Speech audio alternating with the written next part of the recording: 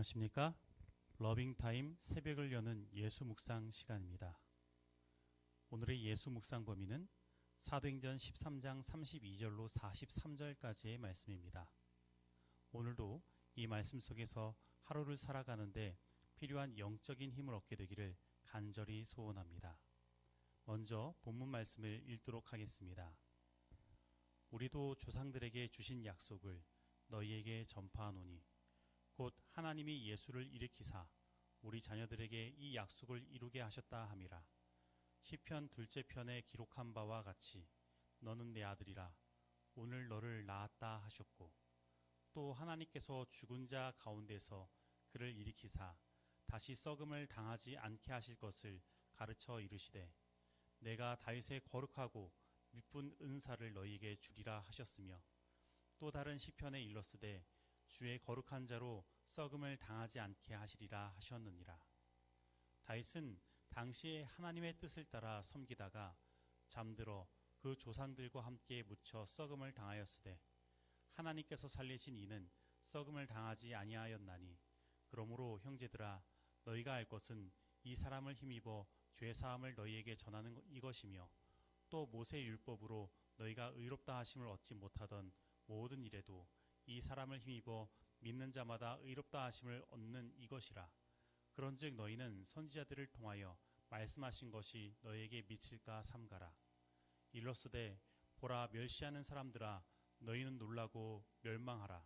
내가 너희 때를 당하여 한 일을 행할 것이니 사람이 너희에게 일러줄지라도 도무지 믿지 못할 일이라 하였느니라 하니라. 그들이 나갈새 사람들이 청하되 다음 안식일에도 이 말씀을 하라 하더라.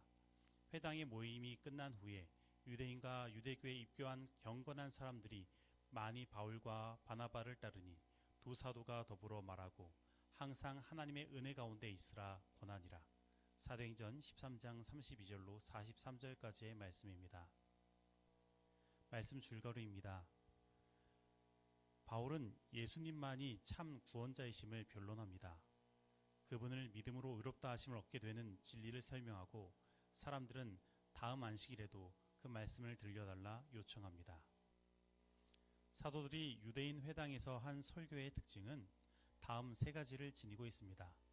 첫째, 구약 성경이 계시한 메시아는 나사렛 예수이며, 둘째, 너희들이 그분을 몰라보고 십자가에 매달아 죽였으나 하나님께서 부활시키심으로 메시아이심이 증명되었고, 셋째, 우리가 그 부활하신 예수님을 직접 본 증인으로서 그 사실을 전하는데 그를 믿는 자 또한 부활을 얻는다는 것입니다.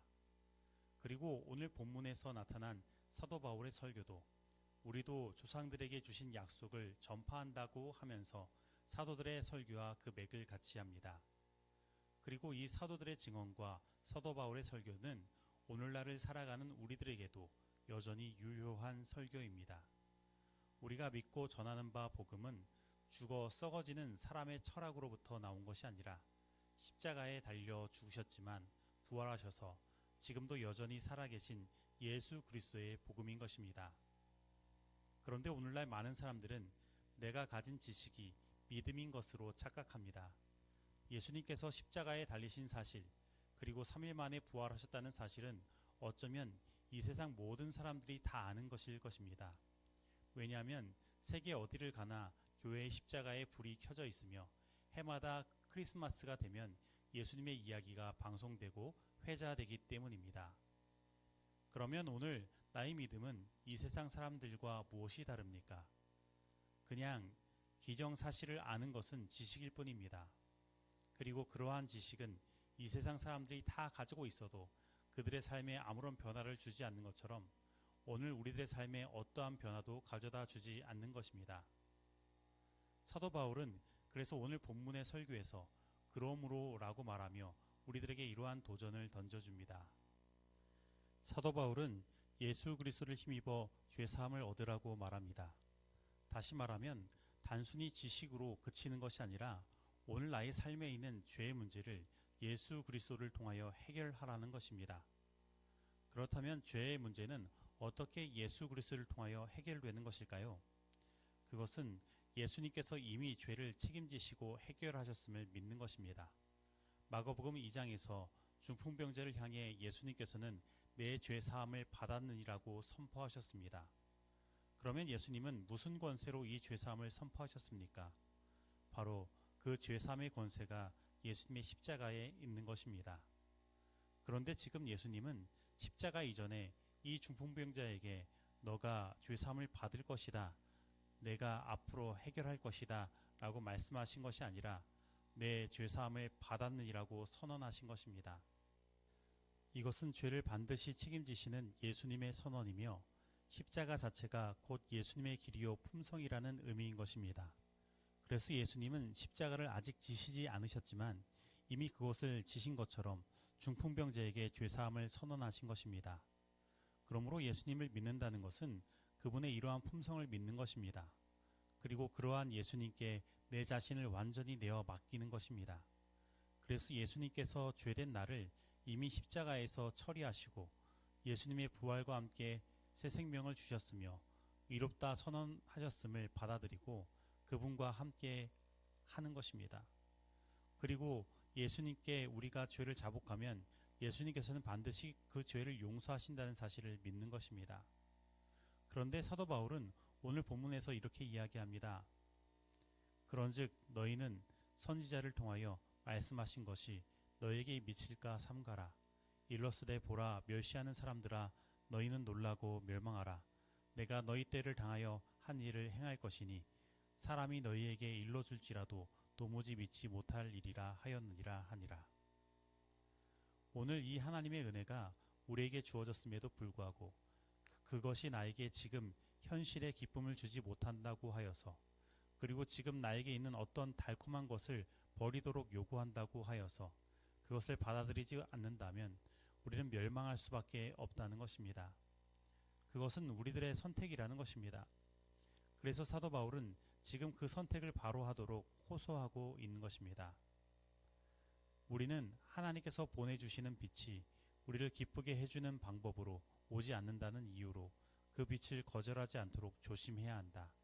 우리는 우리의 심판의 때를 알지 못하기 때문에 하나님의 축복을 우리에게서 물리쳐 버리지 말자. 증언복음 2권 317페이지의 말씀입니다. 오늘 우리는 어떠한 선택을 하고 있습니까? 하나님께서는 오늘 내가 어쩌면 가장 기뻐하고 즐거워하는 것을 버리라고 말씀하실 수 있습니다. 죄는 바로 그러한 것이기 때문입니다. 하지만 죄는 우리의 생명을 좀먹으며 결국 우리를 멸망하게 만드는 것입니다. 그러므로 오늘 사도 바울의 진심 어린 호소를 받아들이게 되기를 간절히 소원합니다. 회개하지 않는 죄인들에게 선고되는 하나님의 진노는 단순히 그들이 죄를 범했기 때문이 아니라 회개하라는 초청이 주어질 때에 그들에게 주어진 빛을 무시하고 과거의 죄를 반복하며 반항을 계속하고자 선택했기 때문이다. 사도행적 62페이지의 말씀입니다. 적용하도록 하겠습니다.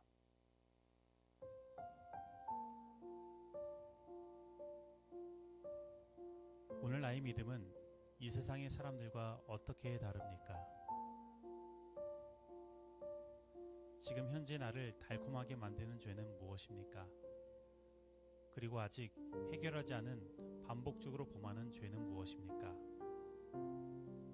오늘 나는 죄를 해결하도록 호소하시는 하나님의 음성에 어떠한 선택을 하고 있습니까?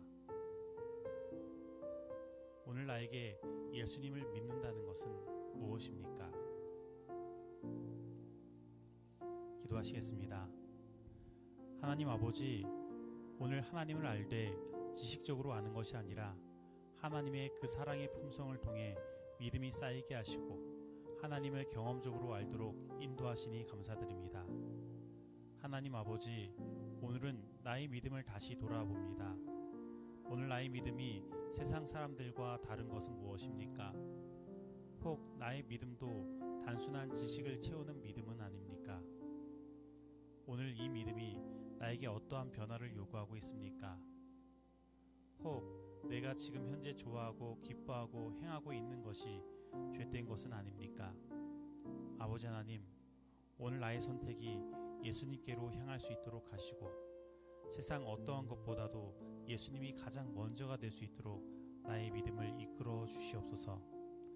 그래서 나를 향한 하나님의 사랑이 헛되이 돌아가지 않도록 하시고 나를 향한 하나님의 뜻이 온전히 이루어지도록 하여 주셔서 예수님을 믿는다는 것이 바로 이러한 것이라는 것을 진정으로 깨달을 수 있도록 인도하여 주시옵소서. 그리고 진정 구원의 즐거움이 무엇인지 경험케 하시고 예수님과 진솔한 사귐을 통해 이루러 오는 내면의 행복을 경험하게 하여 주시옵소서. 예수님의 이름으로 기도드립니다. 아멘.